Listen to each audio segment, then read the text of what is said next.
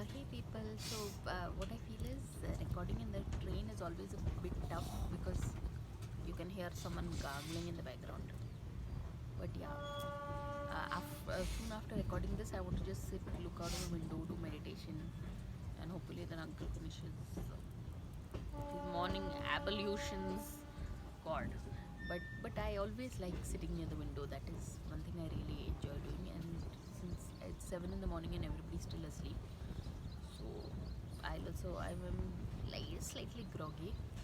But as of yesterday, I was only eating fruits and everything natural, and that really has an effect on the skin.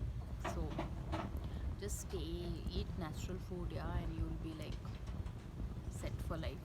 So anyway, early morning gyan, but this is less than a 1 minute video. But it's back to Hyderabad, back to daily life. But I'm looking forward to more such small short trips.